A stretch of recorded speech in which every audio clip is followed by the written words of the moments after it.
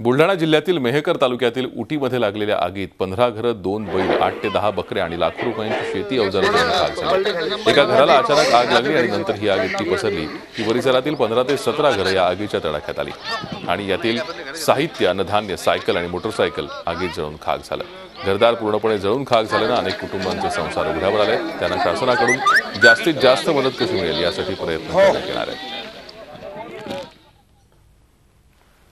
मी जागी असताना मी 3 लेकरं, एक पोरीले उठवलं, त्याले जगवलं, तिकडे बाहेर फेकलं आणि नंतर बंदे गावातले लोक आले आणि त्यानं वाचवलं आणि आमची जीव वाचली नाही। आमचे घरातले कपडे निघले, काहीच नाही, अंगावरले कपडे आणि बस बाहेर आमच्या खरेद्या भरेद्या कागद दलंदरदेशाचे हे बंदे घरातच पेटले।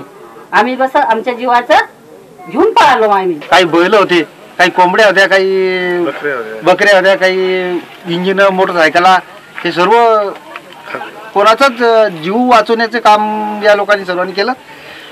याच्यात कोणाचे असे सामान काहीच वाचवता नाही आलं, तरी शासनानं या लोकांची याची पूर्ण चौकशी करून गोरगरिबाची सर्व मदत करा।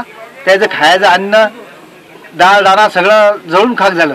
सध्या आता त्याची जेवणाची सुद्धा सोय नाही आणि कशाची सोय नाही। 2 बैल, 4 बकऱ्या आणि बऱ्याचशा त्या ठिकाणी कोंबड्या सुद्धा या गोरगरीब लोकांच्या जळून खाक झालेल्या आहेत।